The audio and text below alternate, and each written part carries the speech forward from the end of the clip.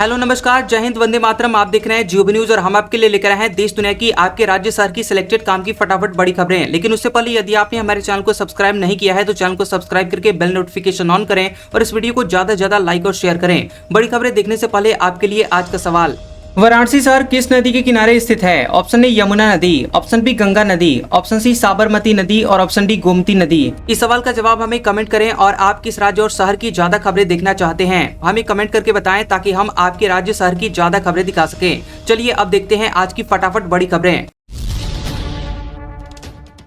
Air India ने 4 कर्मचारियों से इस्तीफा मांगा। अहमदाबाद प्लेन क्रैश के 8 दिन बाद मनाया था जश्न, डांस का वीडियो सामने आया। एयर इंडिया ने अपने ग्राउंड हैंडलिंग वेंचर AISATS के 4 कर्मचारियों को इस्तीफा देने के लिए कहा है। ये कार्रवाई एक पार्टी का वीडियो वायरल होने के बाद की गई है। इन कर्मचारियों ने अहमदाबाद प्लेन हादसे के 8 दिन बाद ये पार्टी की थी।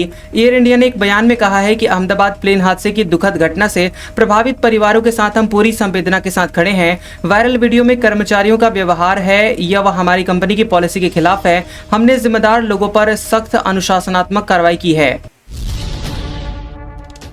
कोलकाता सामूहिक दुष्कर्म केस में मेडिकल जांच में दुष्कर्म की हुई पुष्टि, शरीर पर काटने खरोंच के निशान। टीएमसी नेता बोले, दोस्त ही दोस्त का दुष्कर्म करे तो क्या करें। कोलकाता के लॉ कॉलेज में सामूहिक दुष्कर्म की पीड़ित छात्रा की मेडिकल रिपोर्ट में दुष्कर्म की पुष्टि हुई है। मेडिकल जांच Calcutta national medical college and hospital में की गई थी। बता दें कि कस्बा पुलिस के अधिकारी के मुताबिक पीड़ित के साथ जबरदस्ती करने, शरीर पर काटने और नाखून से खरोंचने के निशान मिले हैं। उससे मारपीट की भी पुष्टि हुई है। सामूहिक दुष्कर्म केस के तीनों आरोपियों को कोर्ट ने 1 जुलाई तक पुलिस कस्टडी में भेज दिया है। पुलिस ने 26 जून को 2 आरोपियों और तीसरे आरोपी को शुक्रवार सुबह गिरफ्तार किया। वहीं लॉ कॉलेज के गार्ड पिनाकी बनर्जी 55 वर्षीय को भी अरेस्ट कर लिया गया है। टीएमसी सांसद कल्याण बनर्जी ने घटना को लेकर विवादित बयान दिया है। बनर्जी ने कहा कि अगर कोई दोस्त अपने दोस्त के साथ बलात्कार करता है तो क्या किया जा सकता है। देश में पहली बार मोबाइल ऐप से वोटिंग, बिहार की 42 नगर पालिका के चुनाव में मतदान, मोतिहारी की विभा पहली ई वोटर बनी। देश में पहली बार मोबाइल ऐप से वोटिंग हो रही है और बिहार के 26 जिलों की 42 नगर पालिकाओं के उपचुनाव हुए हैं। इनमें से 6 नगर पालिकाओं में पायलट प्रोजेक्ट के तौर पर ई वोटिंग हुई और ये प्रोजेक्ट वोटिंग सेंटर्स तक पहुँचने में असमर्थ लोगों को आसानी से वोटिंग कराने के लिए किया गया है। वोटिंग के लिए 2 ऐप लॉन्च किए गए हैं। ये सुविधा लेने के लिए पहले से रजिस्ट्रेशन कराना था। चुनाव आयोग के मुताबिक ई वोटिंग के लिए 50,000 से ज्यादा लोगों ने रजिस्ट्रेशन करवाया था। सुबह 7 बजे से दोपहर 1 बजे तक ई वोटिंग हुई और दुबई, कतर जैसे देशों में रह रहे प्रवासी बिहारियों ने भी ऐप के जरिए वोटिंग की। पीओके में पाकिस्तान फिर से आतंकवादी कैंप्स बना रहा। भारत ने ऑपरेशन सिंदूर में तबाह किए थे, इस बार एडवांस टेक्निक से लैस कर रहा है। बता दें कि पाकिस्तानी सेना, सीक्रेट एजेंसी ISI और सरकार के साथ मिलकर भारत के ऑपरेशन सिंदूर में तबाह हुए आतंकवादी ठिकानों और ट्रेनिंग कैंप्स को फिर से बना रहा है। मीडिया रिपोर्ट्स के मुताबिक पाकिस्तानी सेना की मदद से आतंकवादी संगठन अब लाइन ऑफ कंट्रोल यानी LOC के पास घने जंगलों में छोटे और हाईटेक ट्रेनिंग कैंप बना रहे हैं। इनका मकसद भारतीय सेना की निगरानी और हवाई हमलों से बचना है। जगन्नाथ यात्रा के दौरान मस्जिद पर चप्पल फेंकी, वीडियो देखने के बाद मुस्लिम समाज ने थाना घेरा। CCTV फुटेज चेक कर रही है पुलिस। भगवान जगन्नाथ की रथ यात्रा के दौरान उज्जैन में एक मस्जिद पर चप्पल फेंकने का वीडियो सामने आया। वीडियो के बाद मुस्लिम समाज के लोग बड़ी संख्या में खारा कुआं थाने पहुंचे और प्रदर्शन किया। उन्होंने आरोपियों की गिरफ्तारी की मांग की है। वहीं वीडियो में दिख रहा है कि रथ यात्रा गुजरने के दौरान 3 बार चप्पलें मस्जिद की ओर फेंकी गई। बता दें कि यहाँ शुक्रवार को शहर में भगवान जगन्नाथ की 2 रथ यात्राएं निकली। एक यात्रा इस्कॉन मंदिर से जबकि दूसरी यात्रा ढाबा रोड स्थित जगदीश मंदिर से शुरू होकर गोपाल मंदिर होते हुए वापस उसी मार्ग से लौट रही थी। इसी दौरान यात्रा एक मस्जिद के सामने से गुजरी, तब कुछ लोगों ने वहां चप्पलें फेंकी। राजा हत्याकांड में शिलांग पुलिस को फॉरेंसिक रिपोर्ट का है इंतजार। विशाल की शर्ट, सोनम की रेनकोट हथियार अहम सबूत। इंदौर से गए आरोपियों से करवाए जाएंगे आमना सामना। बता दें कि राजा रघुवंशी हत्याकांड को लेकर अब शिलांग पुलिस की जांच फॉरेंसिक रिपोर्ट पर टिकी हुई है। पुलिस का मानना है कि भले ही आरोपियों को सजा दिलाने के लिए पर्याप्त सबूत है, फिर भी विशाल की खून से सड़नी हुई शर्ट, सोनम की रेनकोट और हत्या में इस्तेमाल किए गए हथियार, डाउ पर लगे हुए ब्लड की जांच रिपोर्ट सुनवाई के दौरान अहम साबित होंगी। वहीं इंदौर से Shillong police contractor coelom James, चौकीदार बलवीर अहिरवार और बिल्डिंग मालिक लोकेंद्र तोमर को अपने साथ ले गई। वहां कोर्ट ने तीनों को 6 दिन की रिमांड पर भेज दिया है और उनसे कई बिंदुओं पर पूछताछ होगी। विशाल, सोनम और राज से उनका आमना सामना भी करवाया जाएगा। हिंदू समाज को स्नेह सूत्र में बांधना संघ का लक्ष्य, मोहन भागवत बोले। आरएसएस का मूल विचार अपनापन, 26 अगस्त से शुरू होगी शताब्दी समारोह। खबर है कि राष्ट्रीय स्वयंसेवक संघ आरएसएस प्रमुख मोहन भागवत ने कहा कि राष्ट्रीय स्वयंसेवक संघ का मूल विचार अपनापन है। अगर आरएसएस को एक शब्द में बयान किया जाए तो वह अपनापन होगा। भागवत बोले कि संघ एक का उद्देश्य पूरे हिंदू समाज को अपनेपन और स्नेह के सूत्र में बांधना है। इसके साथ ही हिंदू समाज ने ये जिम्मेदारी भी ली है कि वह पूरी दुनिया को भी इसी अपनेपन के सूत्र में बांधेगी। संघ प्रमुख भागवत पुणे में आयुर्वेदाचार्य दिवंगत वैद्य पीवाय खडीवाले की जीवनी के विमोचन कार्यक्रम में बोल रहे थे। जम्मू कश्मीर के दौरे पर संसदीय समिति लोगों की दिक्कतों पर चर्चा करेगी। सांसद वैष्णो देवी धाम पहुंचे, पहलगाम भी जा सकते हैं। बता दें कि पब्लिक गवर्नेंस और लॉ जस्टिस की संसदीय समिति जम्मू कश्मीर के दौरे पर है। कमेटी के मेंबर सुबह जम्मू से वैष्णो देवी धाम पहुंचे, इसके बाद वो पहलगाम का भी दौरा कर सकते हैं। कमेटी के चेयरमैन भाजपा के सांसद और पूर्व पुलिस महानिदेशक ब्रिजलाल ने बताया कि अब तक 6-7 सांसद जम्मू पहुंचे हैं और बाकी श्रीनगर में जुड़ेंगे। ये कमेटी जम्मू कश्मीर में सरकारी कामकाज, लॉ एंड जस्टिस और लोगों को हो रही समस्या की समीक्षा करेगी। उन्होंने बताया कि समिति 2 दिन जम्मू में रहेगी और फिर श्रीनगर जाएगी। इस दौरान वह पहलगाम जाने की कोशिश भी करेंगे और इससे पहले ब्रिजलाल उस डेलीगेशन का भी हिस्सा थे जो पहलगाम हमले और ऑपरेशन सिंदूर पर भारत का पक्ष रखने के लिए जापान और सिंगापुर गया था। सीजीआई बोले, अधिकारों की रक्षा के लिए अदालतों की सक्रियता जरूरी, लेकिन ये जुडिशियल टेररिज्म न बने। माता पिता का संघर्ष याद कर भावुक हुए जस्टिस गवई। भारत के मुख्य न्यायाधीश BR गवई ने कहा कि संविधान और नागरिकों के अधिकारों को बनाए रखने के लिए न्यायिक सक्रियता जरूरी है। ये बनी रहेगी, लेकिन इसे न्यायिक आतंकवाद में नहीं बदला जा सकता। सीजीआई ने कहा कि भारतीय लोकतंत्र के तीनों अंगों विधायिका, कार्यपालिका और न्यायपालिका को उनकी सीमाएं दी गई हैं। तीनों को कानून के मुताबिक काम करना होगा। जब संसद कानून या नियम से परे जाती है तो न्यायपालिका हस्तक्षेप कर सकती है। सीजीआई गवई नागपुर जिला कोर्ट बार एसोसिएशन के कार्यक्रम में बोल रहे थे। यहाँ उन्होंने कुछ किस्से भी साझा किए, अपने माता पिता के संघर्षों के बारे में बताया। अपने जीवन पर माता पिता के प्रभाव के बारे में बात करते हुए भावुक हो गए।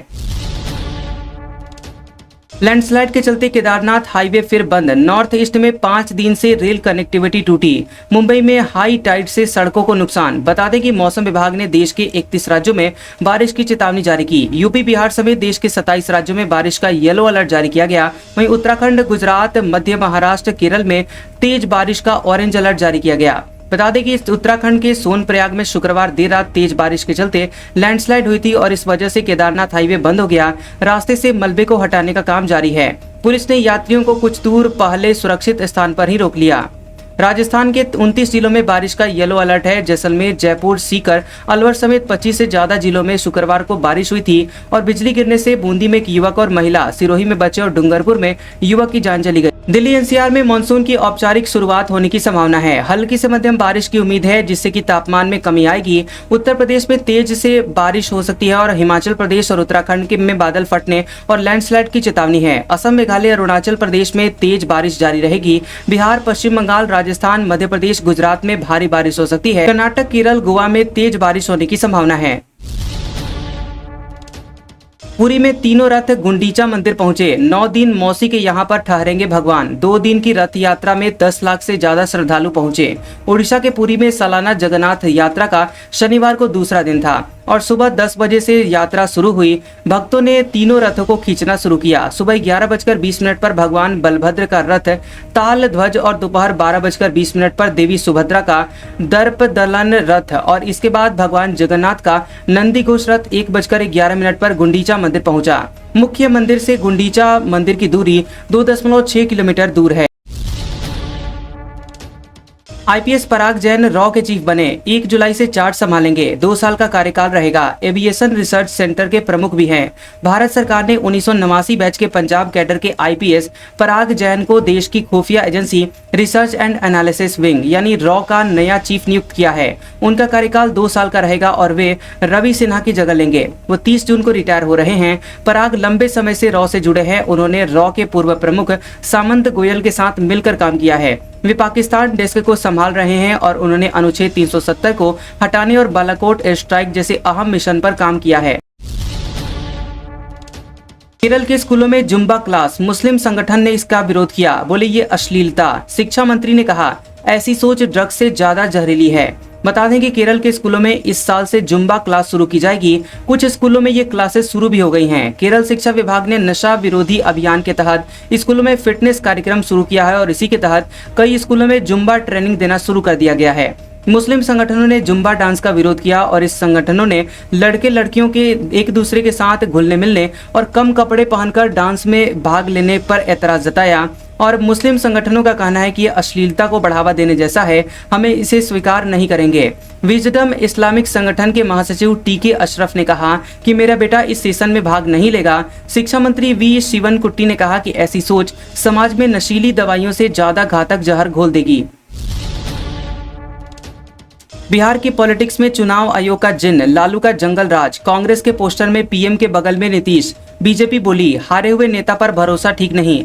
विधानसभा चुनाव से पहले चुनाव आयोग ने बिहार निरीक्षण को लेकर सियासत तेज हो गई है और कांग्रेस नेता समेत सभी विपक्षी पार्टियां डिजिटल वॉर पर उतर आई हैं। बिहार यूथ कांग्रेस ने एक्स पर एआई इमेज के जरिए एनडीए सरकार पर तंज कसा। इमेज में चुनाव आयोग को जिन्न बताया गया। इस तस्वीर में पीएम चिराग लिए हुए हैं और बगल में नीतीश कुमार खड़े हैं और जिन्न बना चुनाव आयोग कह रहा है हुकुम मेरे आका। बता दें कि इस तस्वीर के साथ बिहार यूथ कांग्रेस ने लिखा चुनाव आयोग की नई पहचान, अब बिहार में आका का हुक्म ही आखिरी फैसला है। भाजपा के नए प्रदेश अध्यक्ष का ऐलान 2 जुलाई को। 1 जुलाई को नामांकन। रेस में आदिवासी केंद्रीय मंत्री दुर्गादास उइके सबसे आगे। एमपी बीजेपी को 2 जुलाई को नया प्रदेश अध्यक्ष मिल जाएगा। चुनाव के लिए 1 जुलाई को नाम निर्देशन पत्र दाखिल होंगे और अगले दिन भाजपा की बृहद कार्य समिति की बैठक होगी जिसमें नए अध्यक्ष के नाम का ऐलान किया जाएगा। बता दें कि संगठन में मौजूदा प्रदेश अध्यक्ष वीडी शर्मा की जगह नए अध्यक्ष के चुनाव के लिए निर्वाचन कार्यक्रम तय कर लिया गया है। चुनाव की प्रक्रिया चुनाव प्रभारी और केंद्रीय मंत्री धर्मेंद्र प्रधान की मौजूदगी में होगी। वे 1 जुलाई को भोपाल पहुंचेंगे।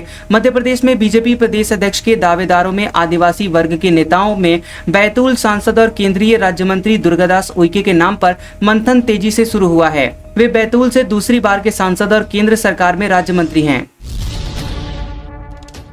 एमपी में फर्जी कंपनियां बनाकर 34 करोड़ रुपए का जीएसटी घोटाला हुआ। लोन के बहाने डॉक्यूमेंट लेकर बनाई फर्जी फर्में, कागजों में दिखाई खरीदी। मास्टरमाइंड रांची से हुआ गिरफ्तार। मध्य प्रदेश में ईओडब्ल्यू ने जीएसटी में इनपुट टैक्स क्रेडिट का फर्जीवाड़ा कर शासन को चूना लगाने वाले गिरोह का भंडाफोड़ किया है। करीब 34 करोड़ के फर्जीवाड़े के सबूत मिले हैं। ईओडब्ल्यू ने गिरोह के सरगना विनोद कुमार सहाय को झारखंड की राजधानी रांची से गिरफ्तार किया है। उसे जबलपुर जिला कोर्ट में पेश किया गया और कोर्ट ने उसे 2 जुलाई तक रिमांड पर सौंप दिया है। आरोपी ने इंदौर, भोपाल और जबलपुर के लोगों से लोन के बहाने डॉक्यूमेंट लेकर उनके नाम से फर्जी कंपनियां बनाई। इन कंपनियों में आरोपी ने कागजों में खरीदी बिक्री दिखाकर 34 करोड़ का जीएसटी इनपुट टैक्स क्रेडिट लिया।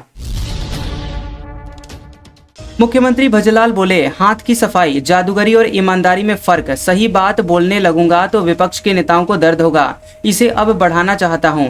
मुख्यमंत्री भजनलाल शर्मा ने कहा कि हाथ की सफाई, जादूगरी और ईमानदारी से मेहनत करने में फर्क होता है। कांग्रेस सरकार जो काम 5 साल में नहीं कर पाई वो हमारी सरकार ने सिर्फ 1.5 साल में कर दिखाया। मुख्यमंत्री ने कहा कि अगर मैं सही बात बोलने लगूंगा तो विपक्ष के नेताओं को दर्द होगा। मैं इस दर्द को अब थोड़ा थोड़ा बढ़ाना चाहता हूं। भजलाल शर्मा ने कहा कि हमारी सरकार ने पिछली सरकार से ज्यादा गंभीरता से काम किया है। मैं पिछली सरकार के 5 साल के कार्यकाल का हमारी सरकार के 1.5 साल के कार्यकाल से तुलना करता हूं तो विपक्ष के नेताओं को बहुत दिक्कत होती है।